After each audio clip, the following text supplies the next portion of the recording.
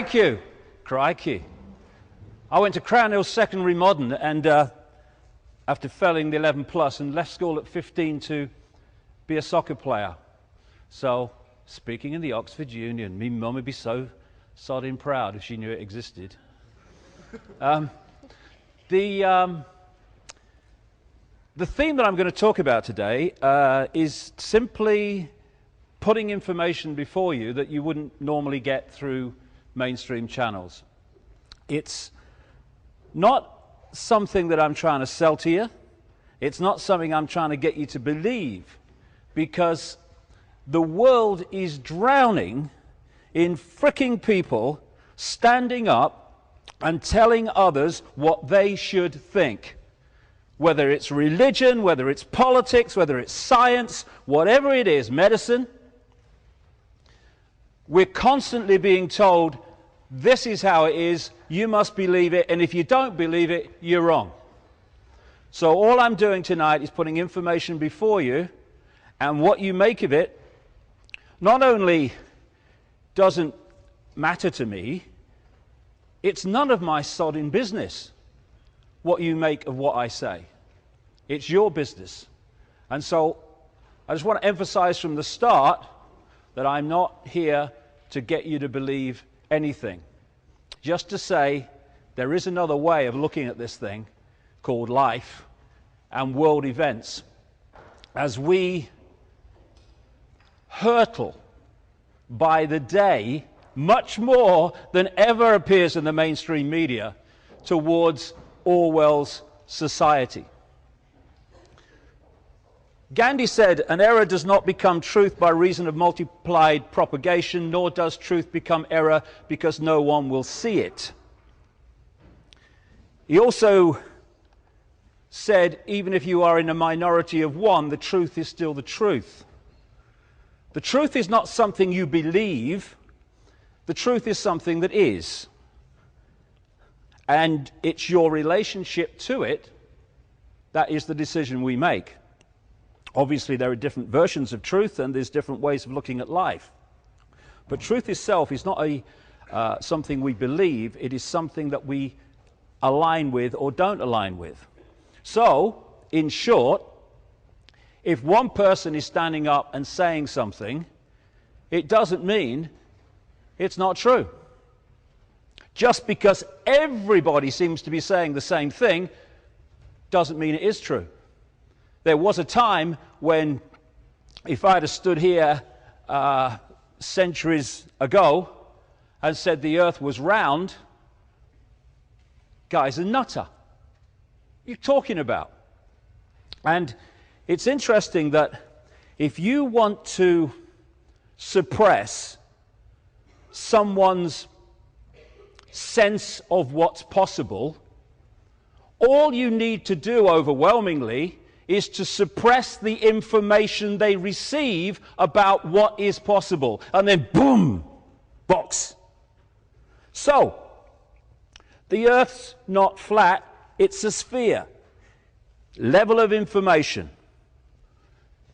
You're mad. What about the people at the bottom? They fall off. Introduce more information. law of gravity. Ah, the apparently ridiculous now becomes possible. The difference between the two, the level of information. So he who controls information controls our sense of possibility. Hence what he was talking about. The world seems so utterly confusing. It seems so complex, so bewildering. What's this? What's that? How's that? What's going on? And the reason it seems so bewildering and so complex is because we lack the level of information in the mainstream, where most people get their information from, to understand what's going on and how the parts fit together. Because that's what I'm going to do tonight, and it's what I do in a massive way in this book, which is quite heavy, because things can look in isolation interesting. Oh yeah, what's going on here? Wonder what that's about. And why is he doing that? And what's this event here? Why has this happened? But when you go boom, boom, boom, boom, boom, boom, and connect the dots, suddenly, oh, so that's what's going on. Connecting the dots is absolutely crucial. And I started 20 years ago on a quest to understand two things. The nature of life. Who are we? What are we doing here? And who really controls world events and what we call society, and to what end? And of course, we all start out with this complexity and this bewilderment. But when you start connecting the dots, what's going on becomes the proverbial elephant in the sodding living room. World events, overwhelmingly, the major ones that change society and move us in a certain direction, are not by accident but by design. I often hear people say, do you believe in the conspiracy theory of history or the cock-up theory? As if, like, you've got to choose. Some things that happen in the world are cock-ups, mistakes that people have made. Oh, didn't mean that. But within that are coldly calculated changes in society, which are now becoming daily so obvious, to take the power over the global state, because that's what they want, and that's what they're flying towards by the day, in the hands of a ludicrously few people. This is a famous saying, of course. All truth passes through three stages. First, it is ridiculed. I know that one. I got that one. Early 90s. Second, it is violently opposed. Third, it is accepted as self-evident. Again and again, you see this process. And what's happening now, because when I started out talking about this nearly 20 years ago, I was talking to more chairs than bloody people. And on May the 24th, I'm talking at the Brixton Academy, 2,500 seats, was sold out 3 months in advance. Now, that is the difference, encapsulated really, in the way that more and more people are beginning to say, this is starting to make sense of the world. They're starting to see that the world is not just a little bit not like we thought it was. It is nothing like we thought it was. Now, I have this little thing, thing that I do. If you get too close to something, you can get so caught up in it that you lose perspective. And I always say to people, take a deep breath, take a step back, look at it again. And you can start to see things you couldn't see before. Who do you think is going to win the presidency? Doesn't matter. So we have this thing in America, anyone can become president. Because that's why it's the land of the free. Well, anyone can become president as long as they've got the people that control the media and the money behind them. Anyone else? No chance. And now we've got a choice. It is said, I use the word choice. I stand back in amazement. between, it seems, these three people. All of them connected to the same network that I'm talking about tonight. All different masks on the same face, apparently offering choice. Barack Obama, he's talking about change, change you can believe in. The person behind his campaign is Brzezinski, Zbigniew Brzezinski. This is the man who was the national security advisor to Jimmy Carter, who a couple of years or so ago came out publicly and admitted that he had led the Carter administration to manipulate and entice the Soviet Union into Afghanistan for the occupation that led to the war, millions of dead people, and came out the other side with the Taliban and all the other stuff. He is the man behind Barack Obama, who's talking about being against war. It's a scam. And people supporting that guy are going to be desperately disappointed if he makes it to the White House and what really he's there to do comes through. Because this is the point. We are watching on the television news and in the media in general, we are watching a movie. A movie to give us the impression that we have freedom, that we have choice, when there's one force behind the apparent different people in the movie. And it's the same, not just within countries, but between countries, where you have the same force manipulating apparently different countries to the same end. It's not some kind of miracle of coincidence that a Labour Prime Minister was hand in glove with a Democrat President Clinton, and then when they change over there, he becomes equally, if not more, connected to a far-right Republican president in George Bush. It's because Bush and Clinton are controlled by the same network. Blair, Brown, all of them are controlled by the same network, and so they work to a common aim. And these people are far more frightened of the network than they are of public opinion, which is why Blair went massively against public opinion and caused himself enormous grief in terms of his popularity, because that was more acceptable to him than going against the network. They say that Blair was a puppet of George Bush. The fact is, they're both puppets of a force that controls both of them. Same in this country. We have this, what we have is this sleight of hand. And it works like this. The greatest form of dictatorship is a dictatorship where the people think they are free, because they will not rebel against not being free when they think they are. You can talk about fascist dictatorships and communist dictatorships, but where you have a dictatorship that the people can see, touch and taste, where they understand the situation they're in, those kind of dictatorships have a finite life. It might take some time, but they have a finite life because the people know the situation and they can see who the controllers are.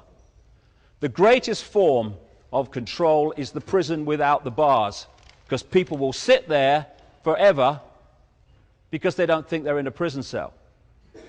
And one of the ways that they scam this is having two parties overwhelmingly in most countries, and they just keep changing them every now and again.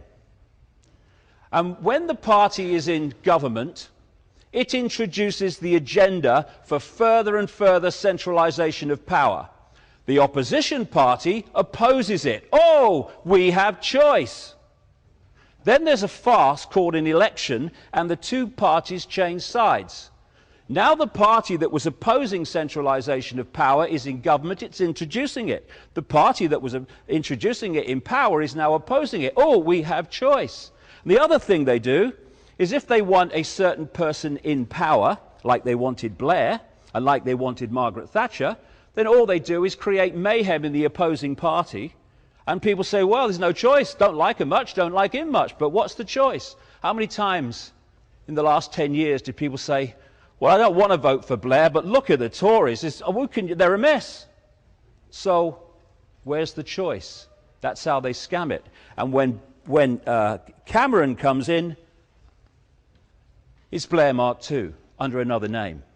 And so in America, those people who are understanding it, they have this phrase, it doesn't matter who you vote for, the government still gets in. And when the government gets in, the agenda for centralization of power gets in. Politics may not be the oldest profession, but the results are the same. For the reason I'm talking about. Now, this is all possible because we have allowed ourselves, as human beings, to become a herd of unthinking sheep. We've been manipulated to be so, and only by acquiescing to it is it possible for the few to control the many. We're fed the movie constantly. I worked in journalism for years. You know what investigative journalism is today? It's watching the newsroom telly and reading the morning papers. This is what so many humans have allowed themselves to become. And when we do, when we acquiesce to the herd mentality, then the few can control the many, and it's happening on a bigger and bigger scale. I hear people, you know, they get caught in this movie about, oh well, are we going to vote for him? And do you think it's going? And what about Clinton? And what about Obama? And what about Brown? Do you think you vote for him? What's his policy on this? And it's like, deep breath, take a step back, look at it again. Oh, it's a piece of shit. Yeah, exactly. That's all it is. That's all it is. And when you start to realize that, the pennies start to drop, and you see that what is apparently, you thought before, random events are actually coldly, calculatedly connected to lead us down this road to Orwell's state. Oscar Wilde said, most people are other people. Their thoughts are someone else's opinions, their lives are mimicry, their passions are quotation.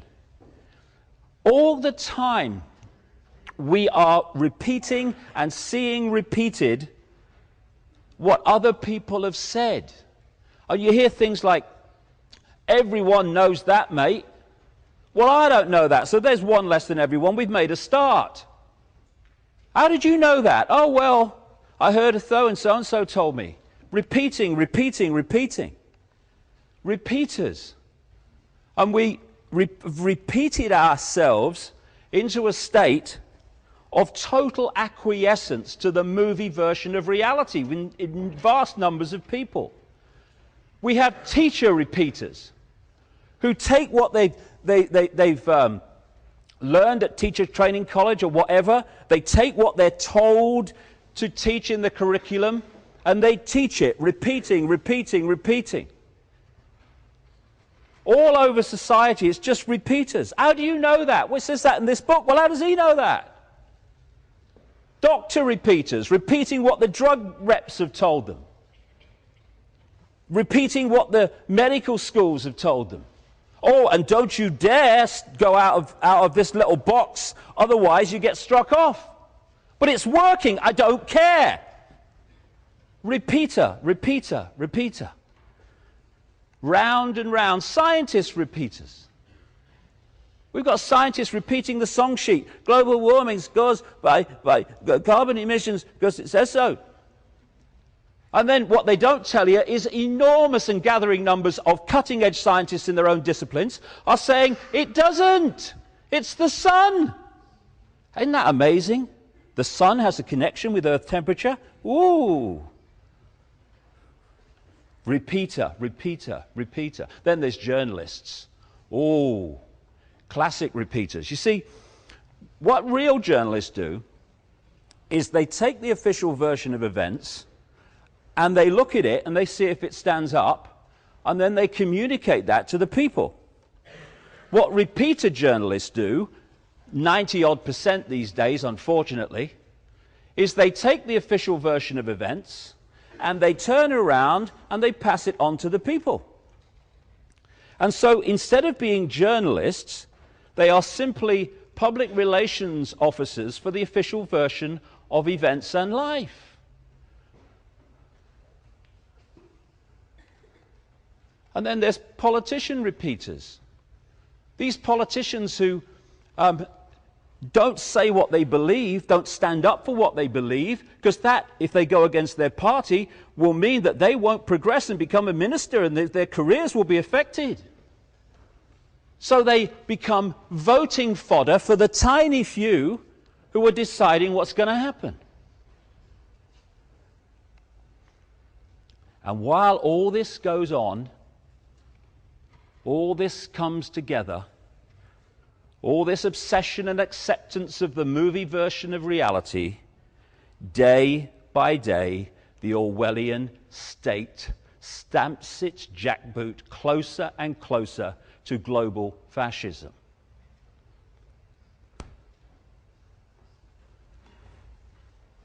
H.L. Mencken again said, "The most dangerous man to any government is the man who is able to think things out for himself. Almost inevitably, he comes to the conclusion that the government he lives under is dishonest, insane, and intolerable." Why is that? Because governments are not there to serve people. They are there to control people and direct people down a certain agenda road. And once you appreciate that that's what the relationship is between government and people, control, what is happening today begins to make more and more sense when you connect the dots. We have the movie version of events, which hear on the television news and in the newspapers and stuff. And then we have the secret agenda behind the scenes, which is obscured and covered by the movie version of events. And without puppet people, it could not be possible. Follow the white rabbit. Believe what you're told to believe. Think that war is peace, even if you can't spell. That you're a moron if you're against slaughtering the innocent. And as Orwell said, believe that war is peace, freedom is slavery, and ignorance is strength. And amazing things are allowed to happen by the vast majority, by the very few. You can pepper bomb cities of civilians and get away with it.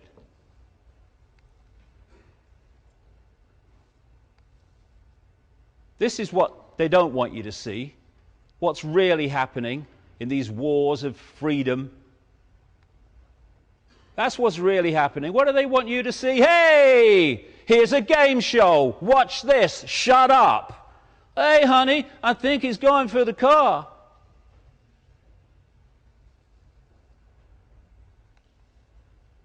Liberation. This is what they don't want you to see about what's really happening. Instead, let's have a moral debate about Janet Jackson's breast at the Super Bowl.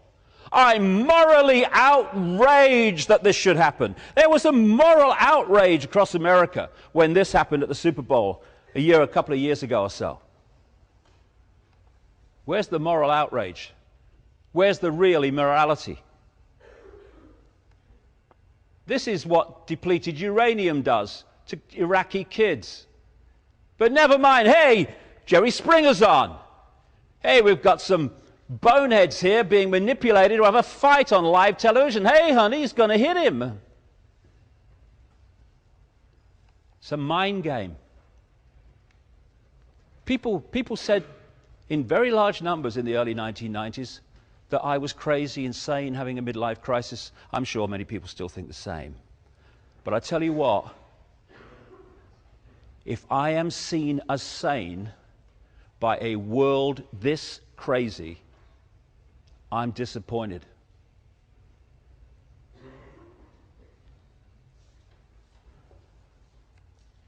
It seems, like I say, desperately confusing and bewildering, this world, because we don't have the coordinates. I'm just going to go through a few. Coordinate number one, let's get this one out the way. The biggest terrorists are not in the street, they're in government. At best, terrorists in the street can kill a few hundred people, maybe 1,000 or so sometimes. What they can't do is impose sanctions on Iraq during the 1990s, which according to UN figures alone cost the lives of 500,000 Iraqi children. They can't pepper bomb Baghdad. They can't slaughter and maim what is now estimated to be in excess of 1 million people in Iraq since 2003. Terrorists in the street are not in the same league as terrorists in government. Coordinate, oh no, it's a definition of terrorist. This is an interesting one. Oxford Concise Dictionary, how appropriate. One who favours or uses terror-inspiring methods of governing or coercing government or community, hence terrorism. Precisely. Coordinate number two. The goal is a centrally controlled global fascist dictatorship, which has been worked towards for a very, very long time. The reason it seems to be happening quicker and quicker now is they're getting closer and closer to it. And it's an interesting little truism. The more you centralize power, the more power you then have to centralize even quicker. And that's why the speed of centralization has got faster and faster and faster throughout the last century and into this one. This is the basic structure that they're looking for. A world government that would control all major decisions in the world. Controlling a world central bank that would control global finance. A global currency which would not be cash in the end, it would be purely electronic money, for which there are fundamental implications for freedom. Because if you go into a shop now and you hand over electronic money and they say, no, won't accept your card, this computer won't accept your card, then at least you can still just say, well, I'll pay cash then. Once cash is gone, that's what the cashless society is all about, that computer decides if you eat or not. They want a world army which would impose the will of the world government. This is what they're evolving NATO and other amalgamation of armies into. It's supposed to defend Western Europe. That was just Western Europe, nothing to worry about. Now it's in Afghanistan. As I predicted in my books years ago, they would find more and more excuses to expand NATO's sphere of operation. And somebody said to me, a journalist said to me, why do they want a world army? Because there'd be no one to fight. Well, what about any country that says, no, we're not accepting the will of the world government? There we go. Under this structure, they want the European Union, which of course is now massively advanced, the American Union, the North American Union, Mexico, America, and Canada is well advanced behind the scenes, the Pacific Union, the Asia-Pacific Union, and the African Union, which they already have. And under that will become nation states which they want in the end to break up into regions so that there's no unity of defiance to the edifice of power above them. And the reason for centralization of power is very simple. Any dictatorship that wants to control the many from the few has to centralize decision-making. The more diversity of decision-making there is, the less control any central power is going to have over it. And you look in every area of our lives, centralization of power is going on and on and on. So when we're looking at identity cards, I mentioned on that previous slide, the last point there was the microchip population. When we look at identity cards, that's not the end. That's just the stepping stone. I said years ago, way back in the early 90s, to much hilarity, that the agenda was to create a microchipped population linked to a global computer. Well, people ain't laughing anymore because microchipping is becoming more and more prevalent. The ID card is only part of the move towards it.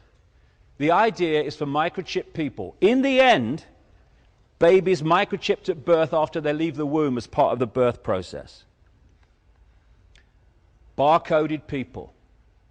These microchips are going to be much smaller than this as they progress. This is a story from UPI, which I'll read to you if you can't see it at the back.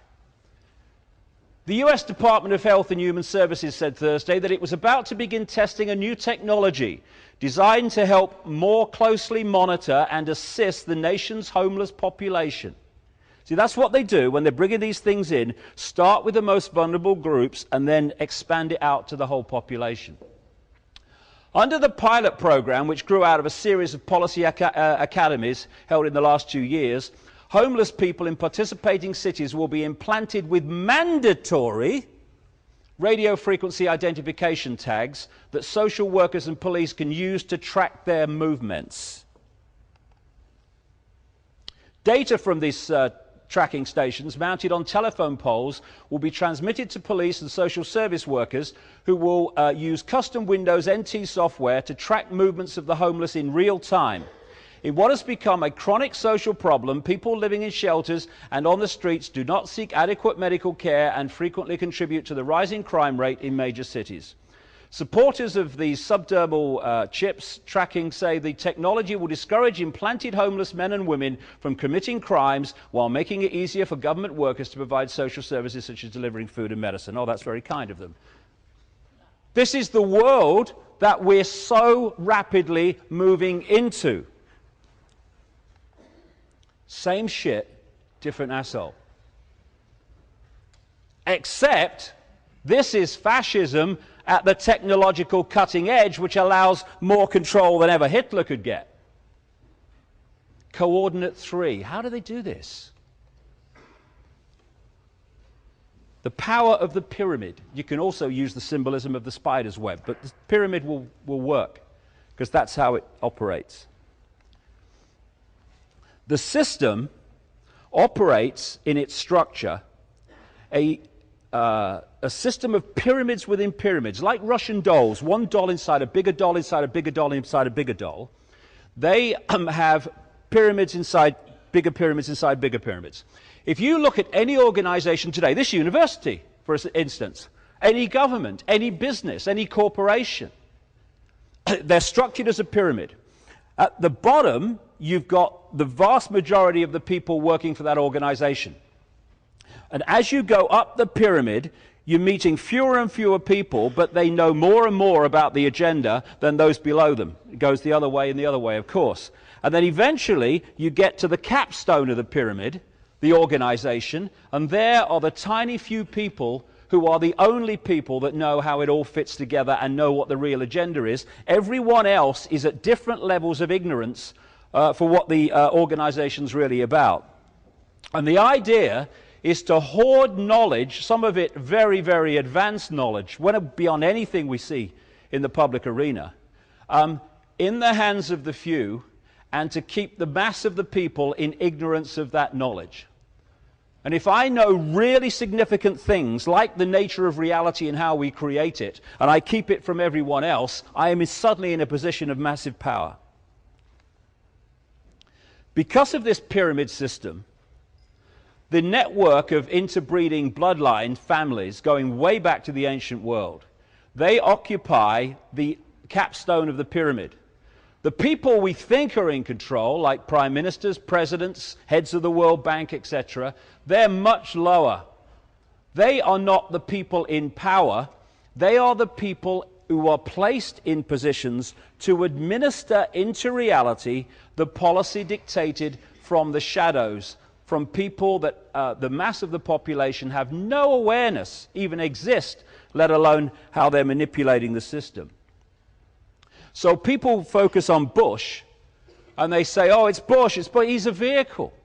He's not Big Brother.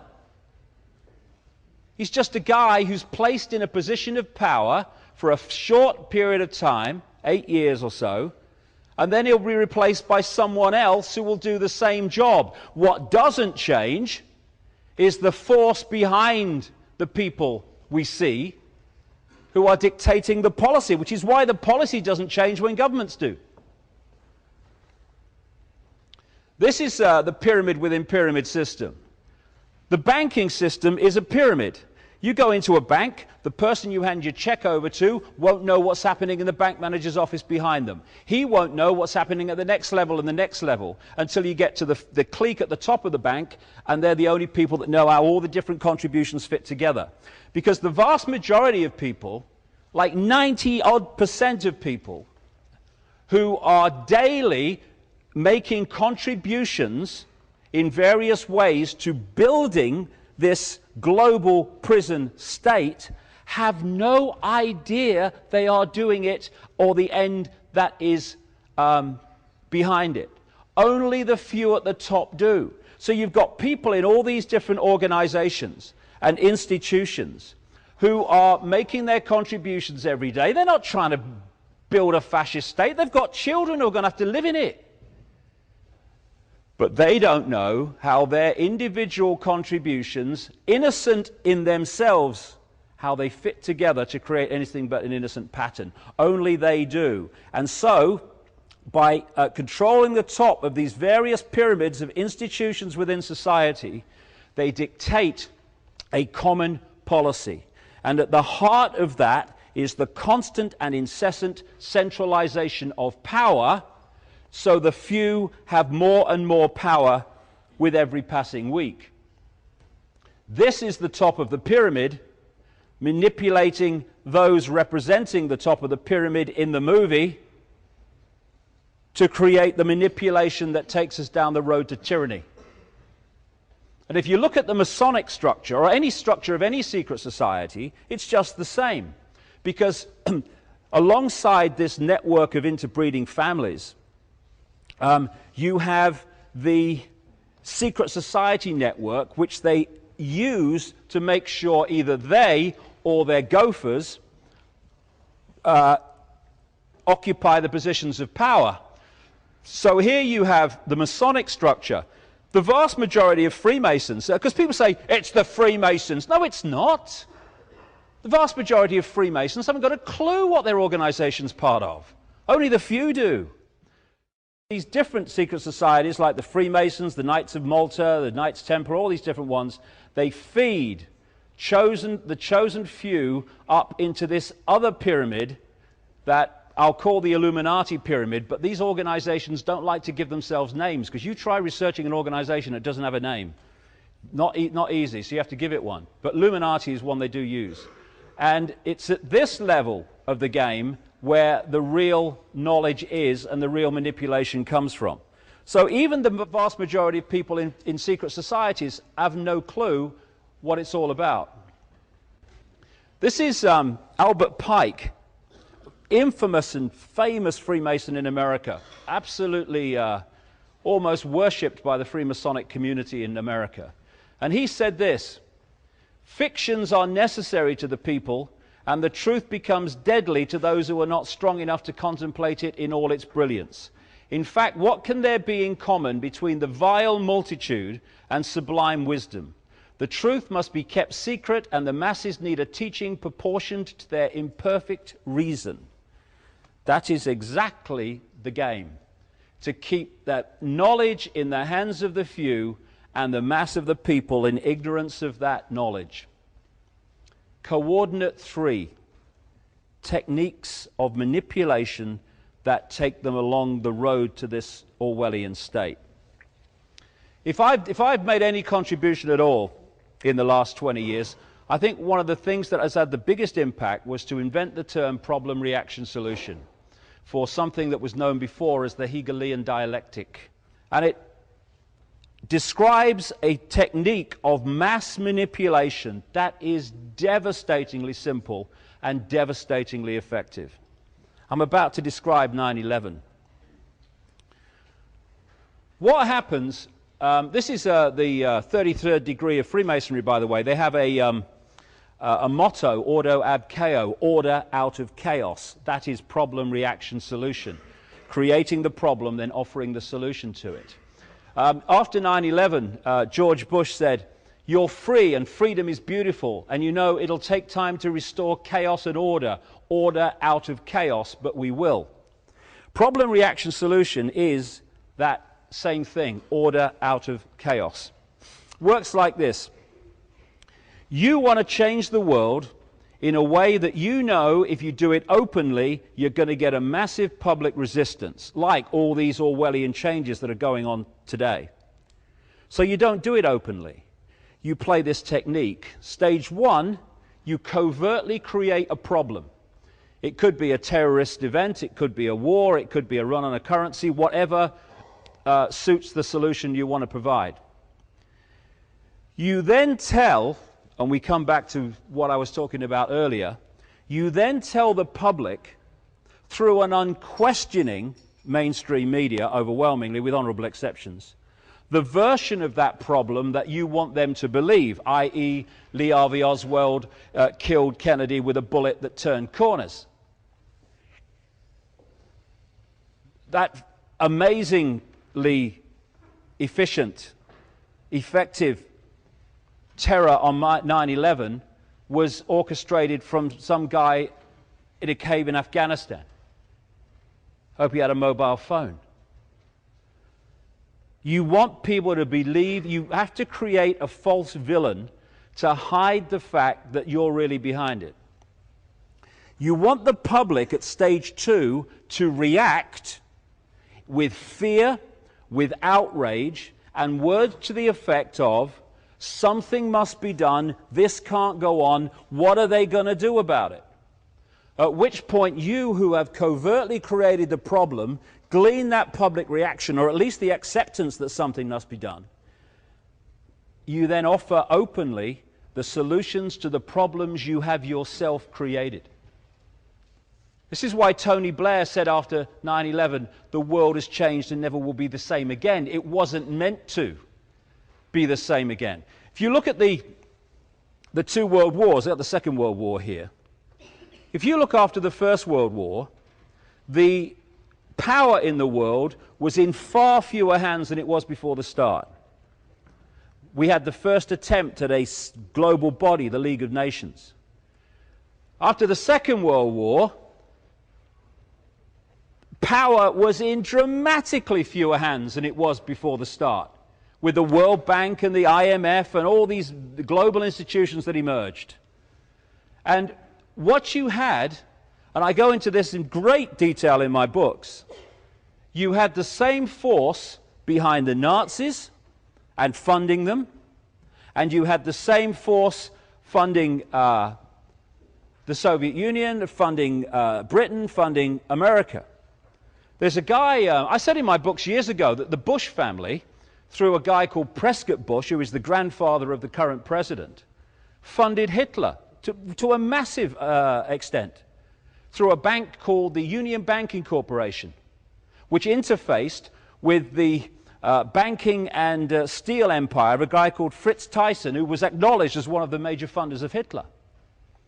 And people just kind of dismissed this and, oh no, can't be. And then a guy came out who is the head of the Holocaust Museum down in Florida, who came out publicly and said, yeah, the Bush family's fortune came from funding the Nazis through Prescott Bush. So you fund both sides, you bring them into a war, and then that changes society forever. And at the end of the war, you say, look, we've had 2 world wars in just a few years here, and the people are tired and in a desperate state, waiting for any solution to this problem. So, what was the solution?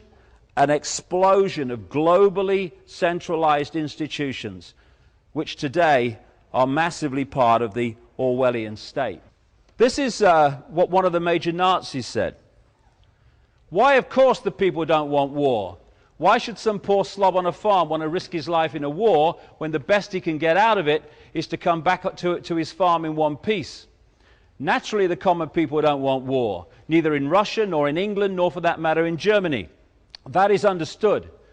But after all, it is the leaders of the country who determine the policy, and it is always a simple matter to drag the people along, whether it is a democracy or a fascist dictatorship. Voice or no voice, the people can always be brought to the bidding of the leaders. That is easy. All you have to do is tell them they are being attacked and denounce the peacemakers for their lack of patriotism and exposing the country to danger. It works the same in any country and in any generation. Abraham Lincoln said, "Public sentiment is everything. With public sentiment, nothing can fail. Without it, nothing can succeed. He who molds opinion is greater than he who enacts the laws." Well, if you mold opinion, you can then enact any laws you want. It's all a mind game. Adolf Hitler, Mein Kampf. All propaganda must be so popular and on such an intellectual level that even the most stupid of those towards whom it is directed will understand it. People can be made to perceive paradise as hell and the other way round, to consider the most wretched sort of life as paradise. So it's all a mind game. That's what problem reaction solution is. And there's another version now, no problem reaction solution. Weapons of mass destruction in Iraq. You don't even need a real problem, just the perception of one to justify the action that was taken. And if you'll note, they've been desperately running around trying to manufacture a problem with Iran so that they can provide the solution. This is Donald Rumsfeld, the Defense Secretary in America when the war on terror was launched and everything, and the war with Iraq. In 1983, he went to Saddam Hussein on behalf of the Reagan-Bush administration to arrange for the shipment of biological and chemical weapons to Iraq, the very same weapons that were used against the Kurds. It came out in government documents in 2002. This was a newspaper report. Donald Rumsfeld, the US Defense Secretary and one of the most strident critics of Saddam Hussein, met the Iraqi president in 1983 to ease the way for US companies to sell biological and chemical weapons, including anthrax and bubonic plague cultures, according to newly declassified US government documents.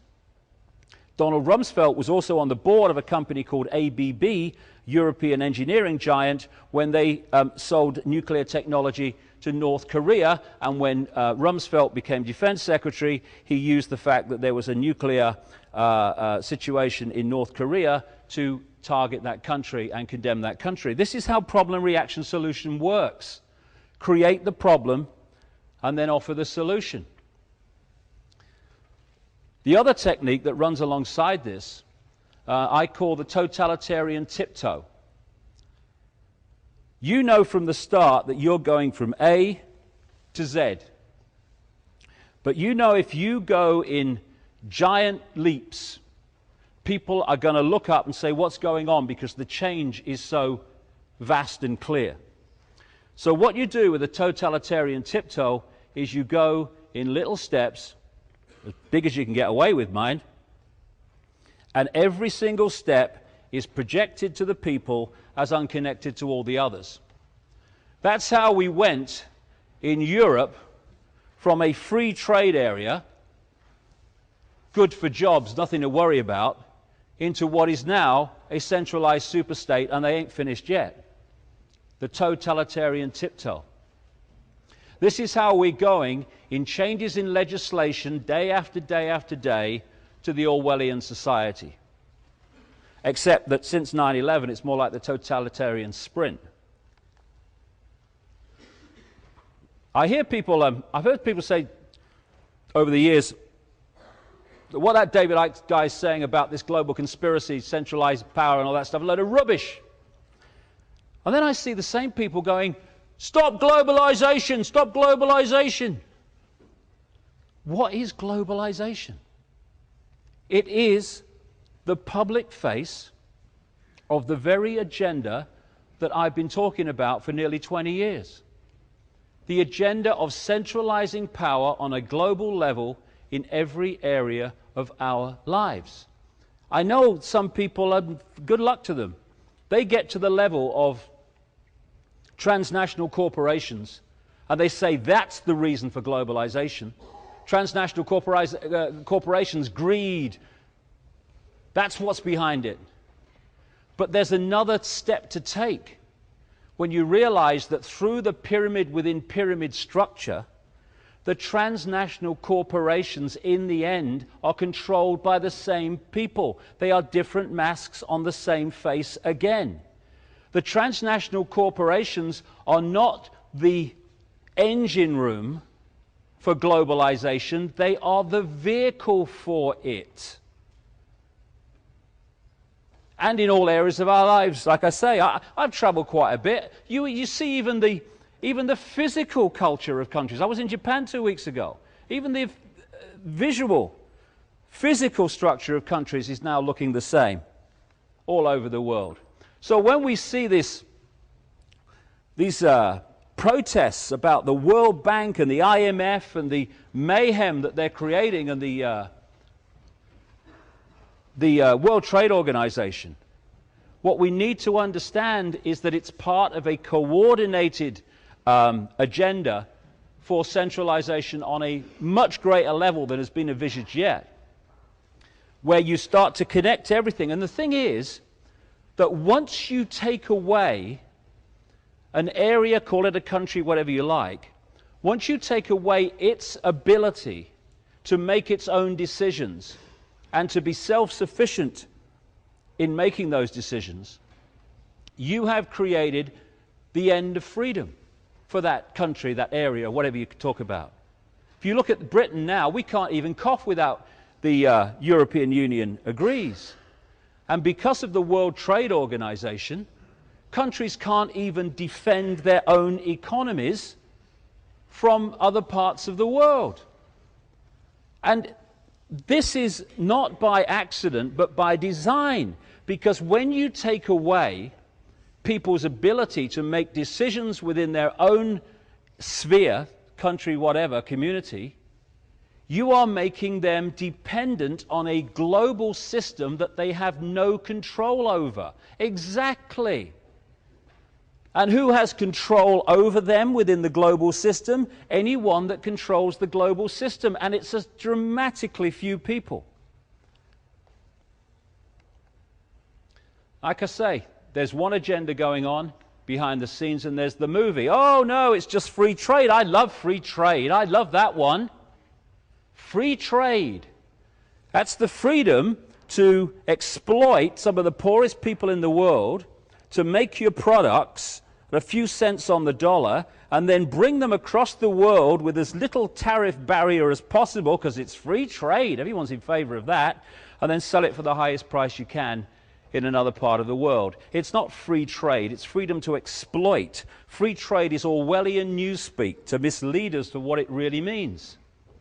I'll give you an example of how this is planned in advance and is not just random.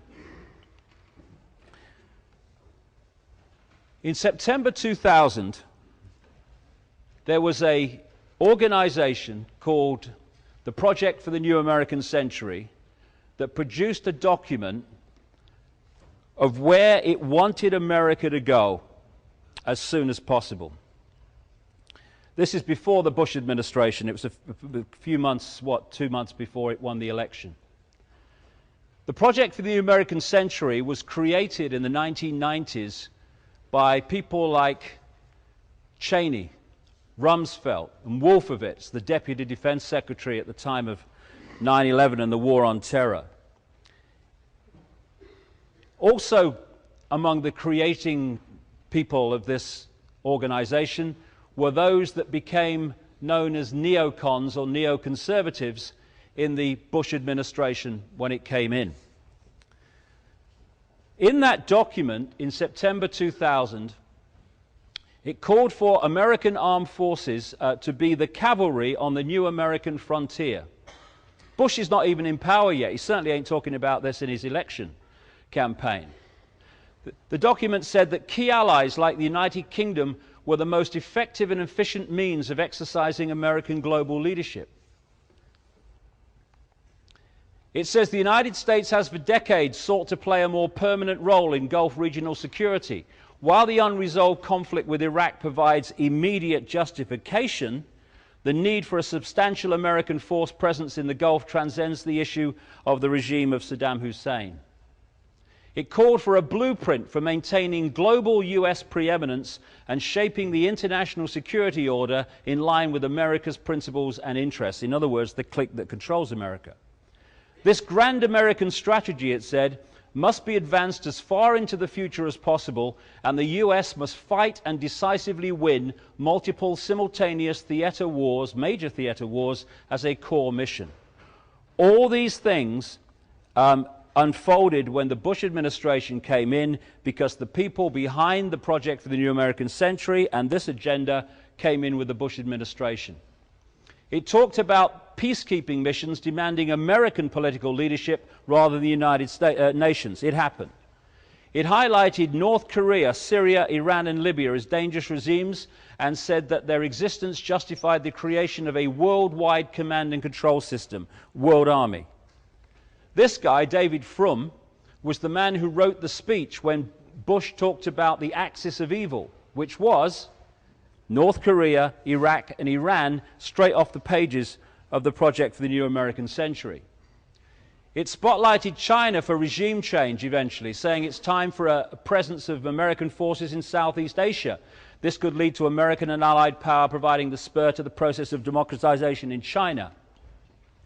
It called for the creation of US space forces to dominate space and total control of cyberspace to prevent their enemies using the internet.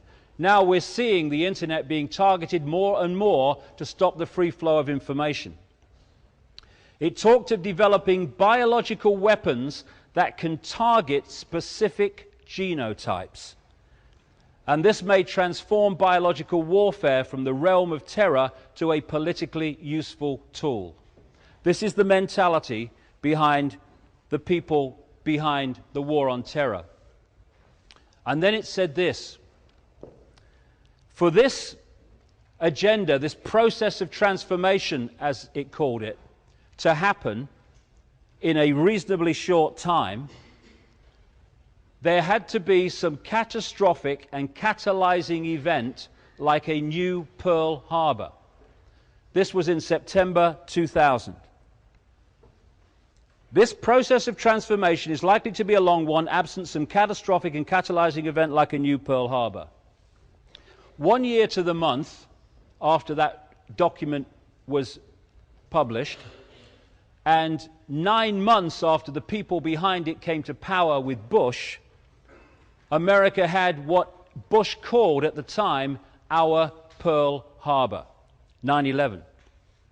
As a result of that, I go into that in detail in this book, which I wrote some time ago. As a result of that 9/11 horror, the great list of things in that document have been justified into place by that event. This is the guy, the United Nations ambassador at the time, who was pressing the case to invade Afghanistan and all the rest of it. This is the people behind this.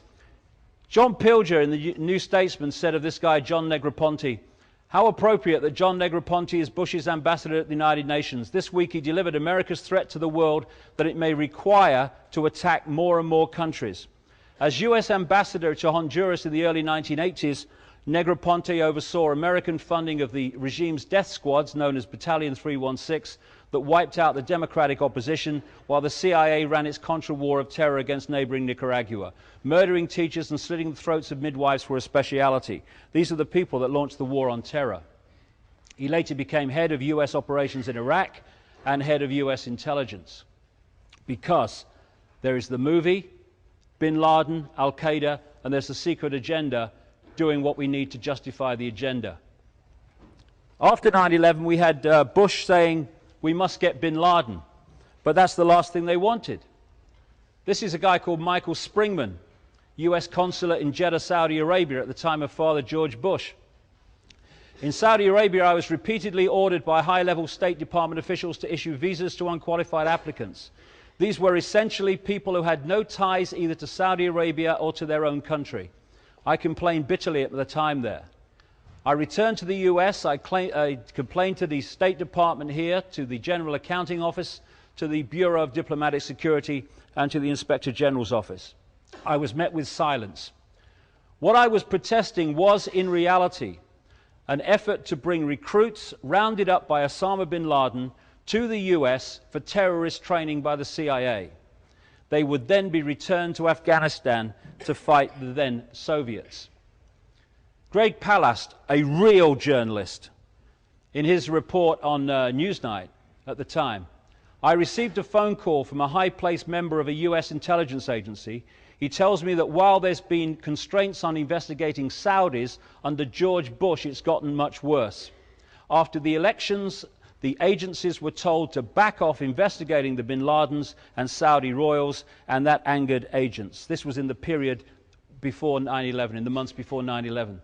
And Robin Cook, the former Foreign Secretary, who unfortunately died of a heart attack when he had lots of things to say on this, he said in a Guardian article just before he died, throughout the 80s, bin Laden was armed by the CIA and funded by the Saudis to wage jihad against the Russian occupation of Afghanistan. Al-Qaeda, literally the database, was originally the computer file of thousands of mujahideen who were recruited and trained with the help of the CIA to defeat the Russians. They created the problem and then offer the solution, which is a war on terror that, by its very nature, is a war you can never say has ended. A war without end. And here we have Barack Obama. The man behind him, his foreign policy advisor, Brzezinski, is the man who has publicly admitted that he orchestrated the manipulation of the invasion of Afghanistan by the Soviet Union, which kicked the whole thing off. Whether it's a Democrat or a Republican, Labour or Conservative, the same force is running the show. The official story of 9/11 is a monstrosity. It is an insult to the intelligence. And what's interesting is that today, more and more people, particularly in America, major academics and people like that at various universities, are some of the key people who are forensically taking apart the official story of 9/11, which, I have to say, is not difficult because it's so ludicrous. Not one strand fits to the other. This is a headscarf that was supposed to be in a plane that crashed in Pennsylvania, Flight 93. You know, it's not even dirty. Oh, but it's an exhibit. We found it.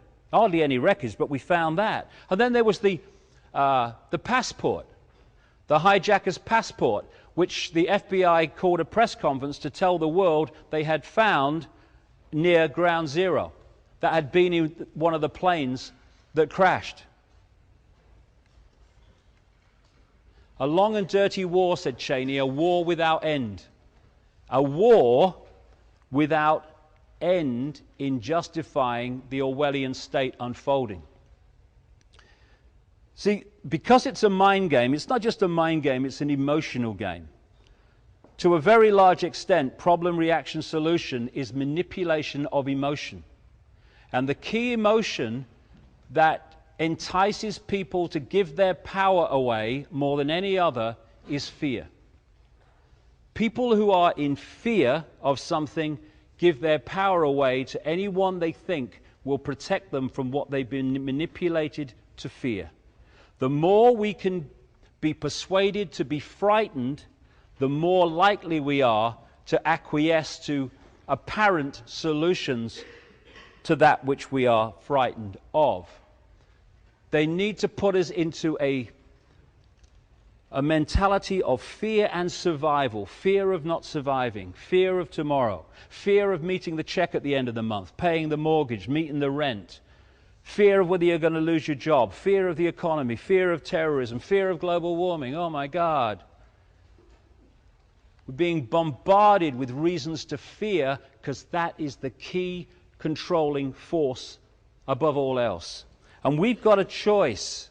We've always got a choice between acquiescing to that fear, and in doing so, acquiescing to this Orwellian state, or dropping our obsession with fear, lifting our heads, and doing something about it.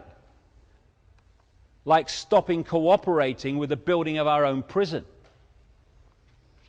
Since 9/11, the Orwellian state has gone into orbit. Latest figures, and they are the latest because it ain't over yet, is that when you walk through the average city in Britain today, you're seen on average by about 300 cameras. They're now talking about iris scans, fingerprints, DNA databases. It's the totalitarian tiptoe.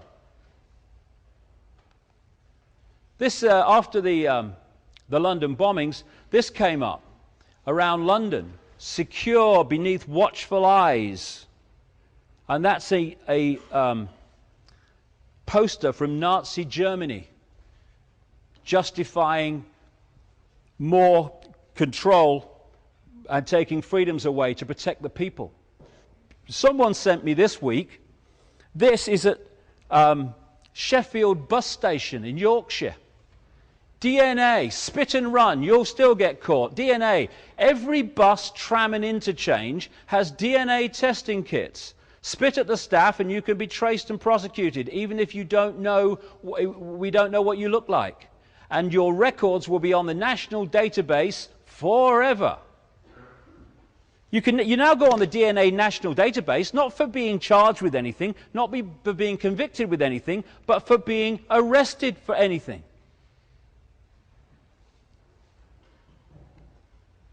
There you go. Watch the terrorists among you. Turn the people to police the people. I promise never to question authority or bring up my rights. Stop asking questions. Quiet. Shut up. Hey, here's a free speech zone. How about that? See, there is freedom. Just nowhere near anyone else. I mean, this is not sometime over the rainbow, maybe eventually. This is unfolding before our eyes by the day now. This is what Hitler said to justify the creation of the Gestapo. An evil exists that threatens every man, woman and child of this great nation. We must take steps to ensure our domestic security and protect our homeland. That is almost word for word what they said to justify the creation of what they call Homeland Security in America. And we're now talking about Homeland Security in this country. It's become the new stock phrase, like I say. The technological version of what we've already seen, but on a global level. Hello, elephant in the living room. And like I keep coming back to, it's a mind game, because mind, if you control someone's mind, you control their behavior, their perception, everything. And what all this is doing on a deeper level of the psyche is turning us in, that's the idea and the attempt, to turn us into the equivalent of laboratory rats in a maze. They do these horrific experiments, I think they're horrific, just my view, where they'll have mice or rats going up and down this maze, and they'll go down certain channels and they'll get a shock. And they'll go again and they get a shock and they turn back. And eventually they've been shocked so many times that they don't go down that channel anymore. You take the electrical equipment away, they can go down the channel without being shocked. They don't go. Because they have been manipulated into acquiescence, manipulated into line. And what is happening to us all the time, more and more, is we're being told what we can't do this, we can't do that. You can't say that. Political correctness, Orwellian's newspeak, in other words. You can't say this, you can't do that. Oh no, you can't go there. Oh yes, you can't put that in your waste bin. You've got to put it here. You've got to put there. There's a fine if you do that. And what it's all doing, speed cameras. Oh crikey, you know, the speed camera. What am I doing? And it's getting more and more and more and more, and it's the equivalent of all these shocks on the laboratory rat, and eventually you can fall into a state of total subservience and acquiescence. And that's the idea. It's a mind game. One other thing, before I kind of change direction in the last little bit. This has become another buzz phrase, international law. I hear it all the time. Do you know, I heard people, the time of the invasion of Iraq, saying the invasion was wrong because it was against international law. So, if international law said it was all right to go and slaughter the innocent on a vast scale, that's all right then. No, of course it's not. International law is irrelevant to that. Immorality is what we should be talking about. Not that it's against international law. But what is international law? It is a law that everyone on the planet has to obey. What do you need if you want a centralized global dictatorship? You need laws that everyone on the planet has to obey. That's why international law is being talked about in an ever-increasing way all the time, because that's the road to the central tyranny. So anything that can be used to justify international law is a good thing from their point of view. What better than a global war on terrorism? We must have international law to protect everyone from terrorists. What better than global warming caused by the carbon explanation? Oh, we must have international law to meet this threat. Anything that Al Gore's involved in is a scam. Anyone who's done any looking at his background. So international law, you're going to hear more and more and more about. Not only international law, but the need to unify and bring together regulations on this and that and the other in each country on all these different topics. Oh no, you've got different regulations in that country to that country on this, so we must have conformity of global regulations. We're seeing this all the time. Again, building the global centralized state. More and more. And this is as relevant today as when these words were spoken by an anti-Nazi activist, pastor, who said this after the Second World War. First they came for the Jews, and I did not speak out because I was not a Jew. Then they came for the communists, and I did not speak out because I was not a communist. Then they came for the trade unionists, and I did not speak out because I was not a trade unionist. Then they came for me, and by then there was no one left to speak out for me. And we're seeing this all the time, where they're targeting certain groups, and everyone else, because, oh, I'm not part of that group, it doesn't affect me, looks the other way, and they pick them off, and pick them off, and pick them off. And that's what's happening all the time. And yet, what I've been describing, and I could talk at much greater length and often do, is a house of flipping cards. That's what it is.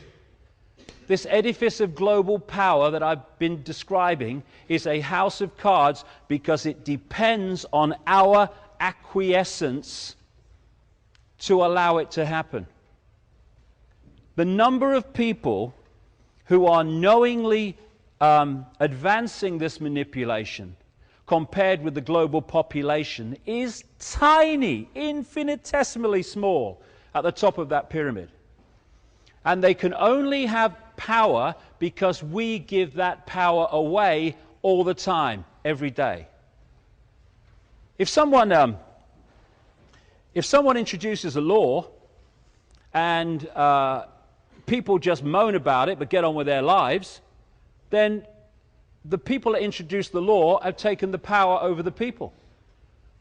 When people see a law that's unfair and in some kind of unity say, we're not having this, we're not doing this, we're not accepting this, this is fascism. Where's the power?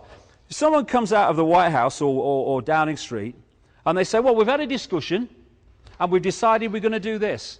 If enough people say, no, we're not, Where's their power? They have no power. Their power is in people saying, oh, bloody another fascist law. Look, what can you do, though?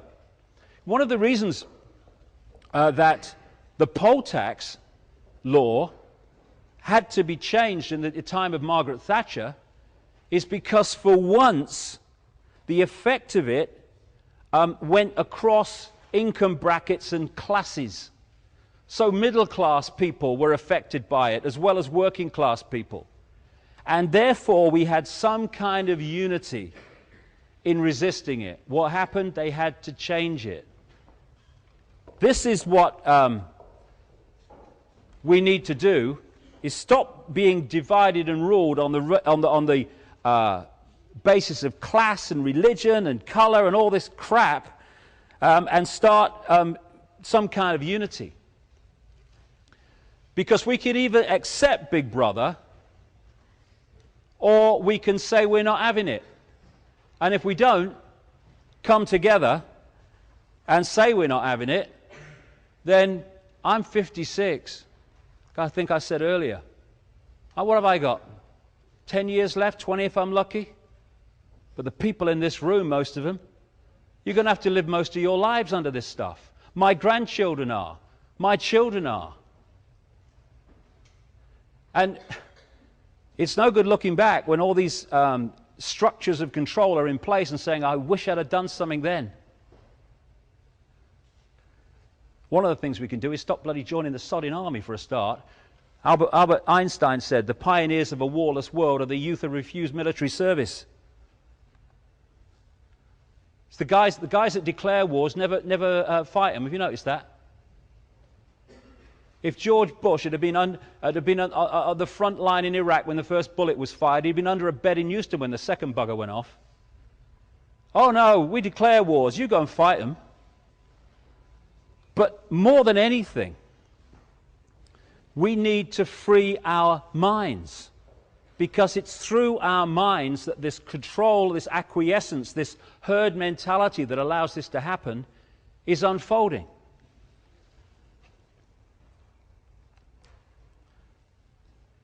It's an interesting question. Who's deciding what's happening in our heads all the time? Who's deciding what we think we're deciding? When we're constantly programmed, constantly hypnotized to see the world in a certain way and to see ourselves in a certain way. Even from the earliest ages it starts. The programming of reality and the microchip. I'll tell you a quick story about microchips. In 1997, I got a call from someone I know asking if I would meet a CIA scientist in America, because he wanted to tell me things that he wanted to get out into the public domain, but he couldn't do it for reasons that became obvious. So I met him, and he told me the story of how he joined the CIA. He's a cutting-edge scientist, apparently, in the area of magnetics.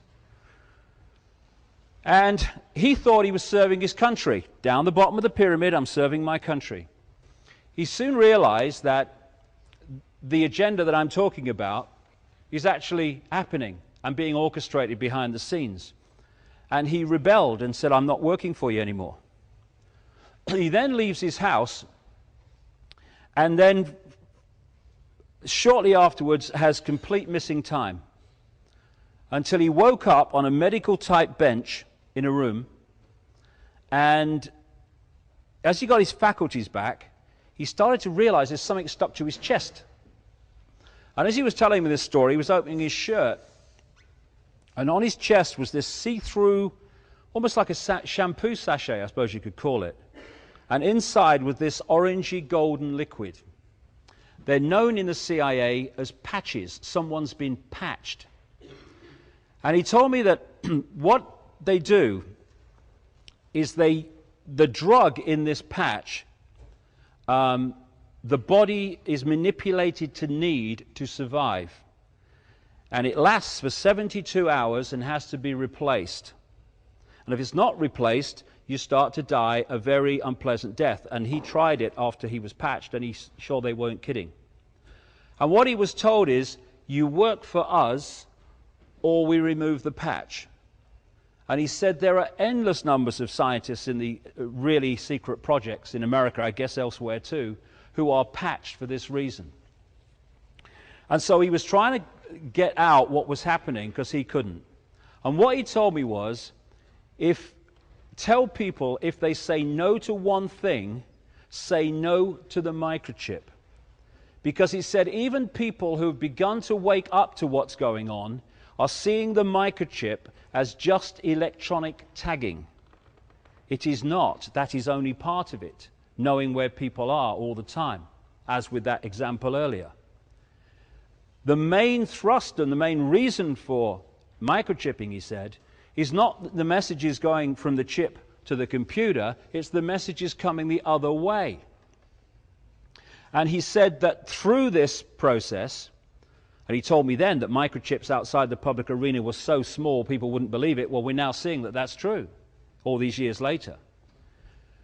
He said that from a microchipped person, from a microchip in a person, they can manipulate them mentally, emotionally, and physically from a distance through the chip. And that's the idea, to get inside the body computer, if you like, and externally manipulate its thought and emotional processes and its physical state. The Matrix movies I found very interesting. There were lots of very good symbolism in there, where the Neo character is told by the Morpheus character that he's a slave and that he needs to recognize he's a slave. And that's the first step to freedom. The first step to freedom within this gathering Orwellian world is to realize that we are in a gathering Orwellian world. Because once that realization comes, then we start to see the bars. We're no longer sitting in a cell without bars thinking we're free.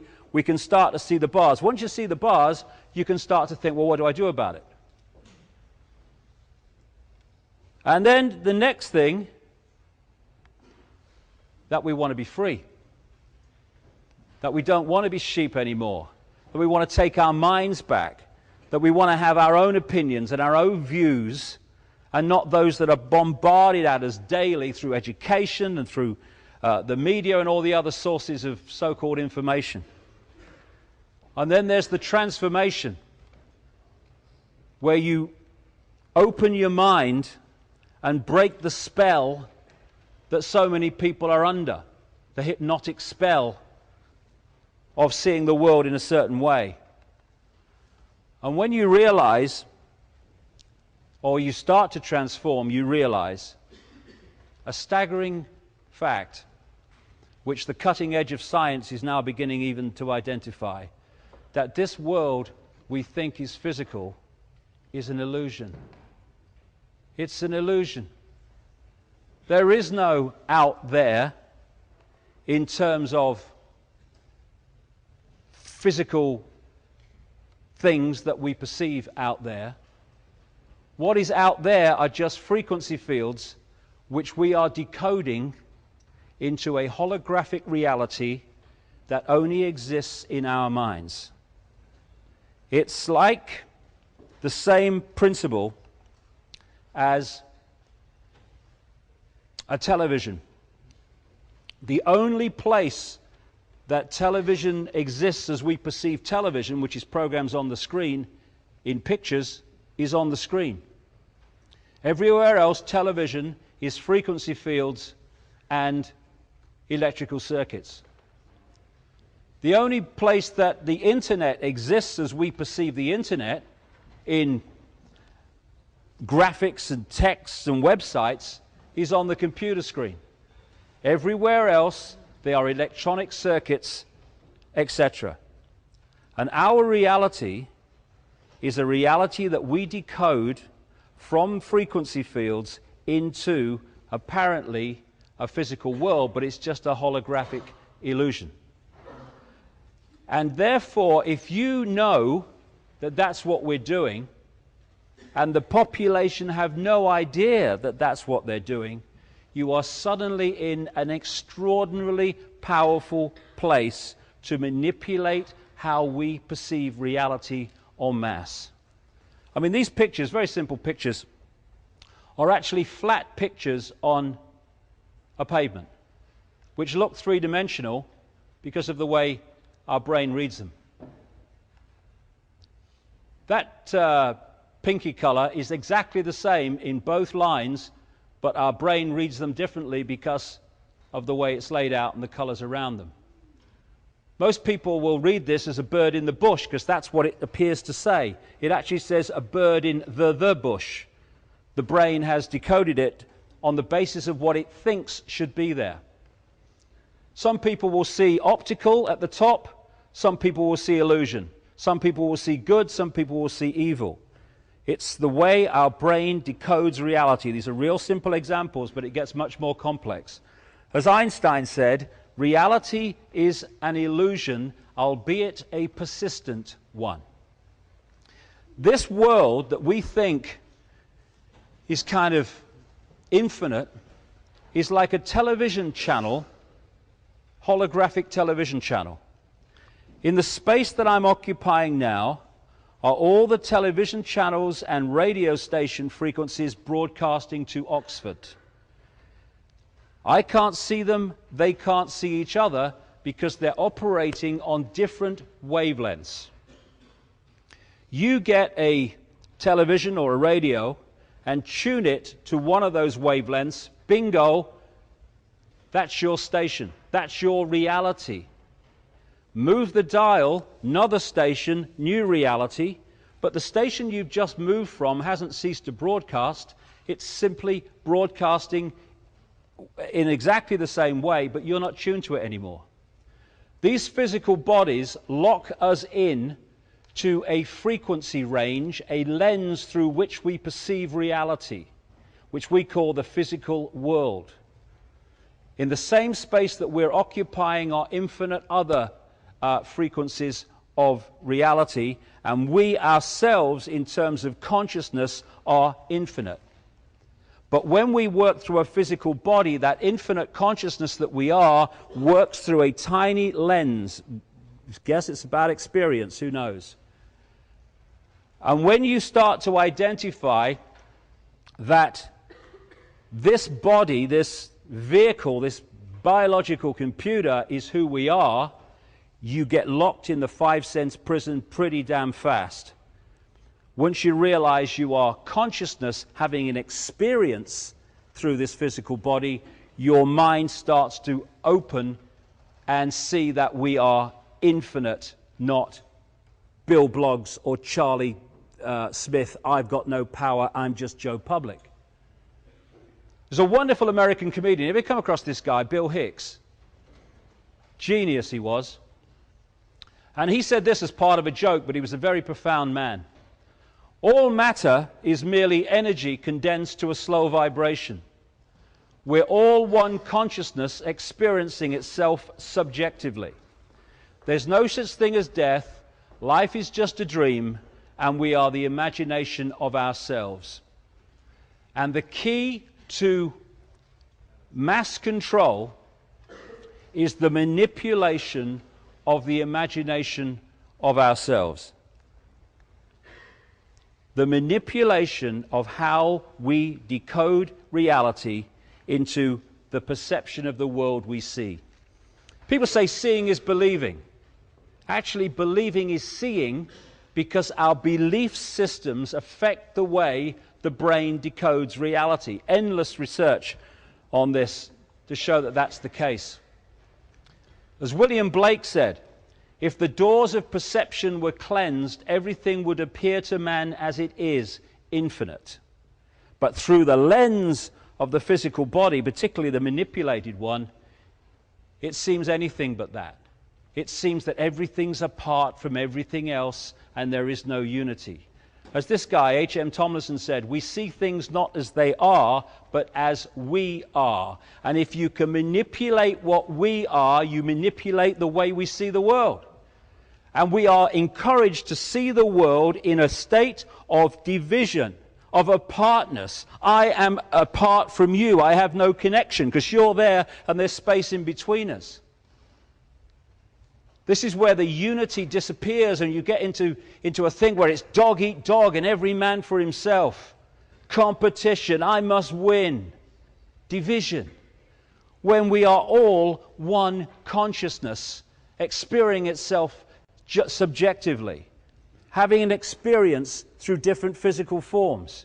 But we are one consciousness that has been set at war with itself by the manipulation of divide and rule and all these other things. The body's a biological computer. It has the ability to think to a very high level itself. And if we drop into what I call body consciousness, where we perceive everything only through the five senses, then we lock into that body level of consciousness which can perceive only this world and sees the world in terms of division, of apartness, of disunity. When we become conscious, you start to see that everything is one. We're all expressions of each other. René Descartes, talking about self-identity, said, "I think, therefore I am." I would suggest it's more like, "I compute, therefore I am." Because these computers are programmable. You can program them to decode reality in a way that suits the agenda. And they have massively. Someone like Paul McKenna, simple things that he does, programs the brain to decode reality in the way that it has been manipulated and programmed to do so. Whether you saw this thing on Top Gear some years ago, where he got this guy Hammond in this car through hypnosis to believe that he was driving a real Porsche 911. And when Clarkson drove another toy car into it, he reacted as if he'd just done it to his real car. And many other things that he did under hypnosis. Why? Because he had been implanted with a belief which then edited his reality to fit the belief. And this is happening on a mass scale. The human race, overwhelmingly, is under mass hypnosis, programmed to see itself and the world in a certain way. Humanity, asleep. When people start to get it, and start to see the world in a much different way, they use this term. They say, "I woke up." Exactly. Waking up from the trance we've been put into. And what's the biggest hypnotist on planet Earth? The box in the corner of the room, which is constantly telling us what to believe is real, what to believe is possible, what to believe is right, what to believe is wrong, what to believe is moral and immoral, what to believe. Hypnosis is what it is. We see things not as they are, but as we are. And when we see the world only through the five senses, because I'm Joe Bloggs and Ethel Smith, and we drop into body consciousness alone, then we drop into a box of limitation.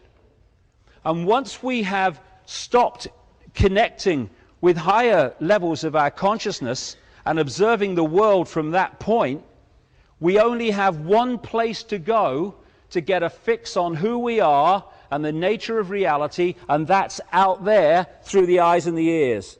And who controls that? The mainstream media, the education system. Put them in the box, lock them in body consciousness, then program the computer to see the world the way that suits our agenda. Know thyself. How many people even think about that? Who am I? What am I doing here? What time's EastEnders on, Nunny? This is, I've done a lot of research on near-death experiences and what people have experienced in the near-death state. And I thought this one was brilliant. This is what one guy said he experienced. Everything from the beginning, my birth, my ancestors, my children, my wife, everything comes together simultaneously. I saw everything about me and about everyone who was around me. I saw everything they were thinking now, what they thought then, what was happening before, what was happening now. There was no time, there is no sequence of events, no such thing as limitation, of distance, of period, of time, of place. I could be anywhere I wanted to be simultaneously. How could he say that? Because he had withdrawn from the lens of the body computer that locks us into this tiny frequency range called visible light, that we think is everything, when it is an infinitesimal fraction of what exists in the very space I'm standing in now. That's who we are, and look what we've allowed ourselves to become by being told what to believe and what to perceive. We live in the equivalent of a holographic internet, as I call it. The world seems so solid, but then they say it's made of atoms which have no solidity. How is that? Because it's an illusion. Solidity is decoded. We're decoding the equivalent of the wireless internet. Around me now, around all of us now, is this wireless internet.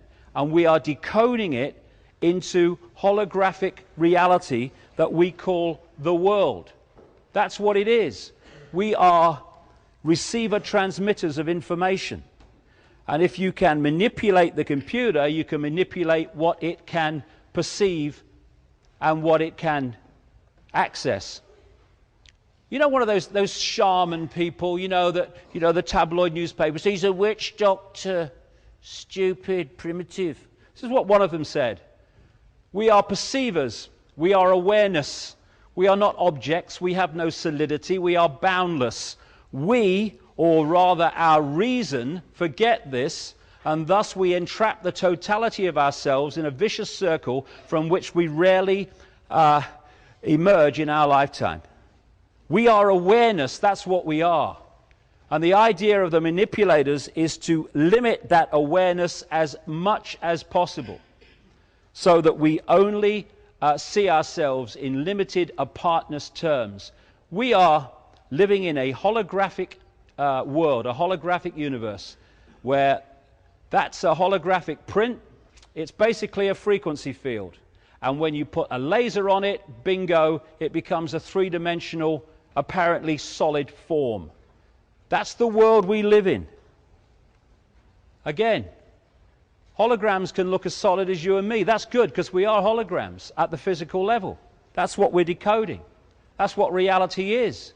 Reality is frequency fields which we decode into this so-called physical world. In the Matrix, he was seeing people like that, and then when he went through that transformation to another level of consciousness, he started seeing people like that on the right. Why? Because that's what we are at the physical level. And manipulating how we do it is the way this world is controlled. This is a wonderful book, I do recommend it, called The Holographic Universe. And there's a wonderful story in there which sums up what I'm saying here. The writer, Michael Talbot, talked about something he experienced when his father had a party and had a stage hypnotist along to do party tricks. What he did was make people eat a potato and think it was an apple. How does he do that? He implants the belief that the person's eating an apple, and we don't taste with the tongue. The tongue passes electrical signals to the brain, which are decoded. And the implanted belief decodes the potato into the taste of an apple, and the person tastes the apple. And he got this one guy called Tom, and as he was about to bring him out from the trance state, whatever you want to call it, he said to him, when I bring you back to a waking state, Tom, you're not going to be able to see your daughter in the room. And so before he did that, he led the daughter. Tom was sitting down, and he put the daughter right in front of Tom, so he's looking in his daughter's belly. He brings him out, apparently. Can you see your daughter in the room, Tom? Tom's looking around. No, she's not here. She's giggling, he can't hear her. The hypnotist went behind the daughter and put his hand in the small of her back and said, I'm holding something, Tom. What am I holding? He said, well, You're holding a watch. It was so obvious to him. The daughter's between him and the watch. He said, there's an inscription on the watch, Tom. What does it say? And he peered forward. He read the inscription. His daughter's here. Now, if I said that within mainstream versions of perception and reality and what this world is, people will say it's impossible. But it's not. The only place that room existed in a physical form, holographically, was in Tom's decoded reality. By putting the implanted belief that his daughter was not in the room into Tom's mind/brain, his brain ceased to decode that energy field of the daughter into holographic form. So everyone else in the room was there holographically to be seen as physical, but not his daughter, because he had not decoded her. It's exactly the same principle that in China they cannot access vast amounts of the internet because they are firewalled off. And that's what belief does. It firewalls off perception. And that's why we are bombarded with belief, belief, belief, not least belief in division instead of unity. So we end up like this. We end up locked in bubbles of imprisoned perception instead of being the free, infinite, multidimensional beings that we really are. And by disturbing the computer, you can distort massively the computer's ability to decode and perceive in the way that it should do. Not least through fear, but the stuff that we're pouring into ourselves and our kids. What is the body? It is an electrical, chemical phenomenon at this level. And what are we doing? We're filling it or bombarding it with electrochemical influences which are distorting its balance and therefore distorting its efficiency to decode reality. Aspartame, this sweetener, it's a brain suppressant. They call an excitotoxin, among many other lethal things. Who brought it onto the market? Donald Rumsfeld, when he was head of Searle Pharmaceuticals. Made a fortune by selling the rights out to Monsanto. Fluoride, another brain suppressant and excitotoxin to destabilize the efficiency of us to think straight and efficiently. This is what a chemist wrote in 1954 about fluoride, which is in more and more drinking water around the world. In the 1930s, Hitler and the German Nazis envisioned a world to be dominated and controlled by Nazi philosophy of pan-Germanism. The German chemists worked out a very ingenious and far-reaching plan of mass control, which was submitted to and adopted by the German General Staff. This plan was to control the population in any given area through mass medication of drinking water supplies. By this method, they could control the population in whole areas, reduce population by water medication that would induce sterility in women, and so on. In this scheme of mass control, sodium fluoride occupied a prominent place. Then we're talking about, again, Monsanto with aspartame. It's Monsanto that's behind genetically modified food. What is genetically modified food? It's there to genetically modify us. Vaccines, same. All these things are overpowering the systems of the body, not least the immune system, all the electromagnetic influences too, to turn us into a fraction of the potential that we should be and turn us into the robotic people. And we would never submit to that. This is China today. Germany in the 40s. They just want it on a mass scale.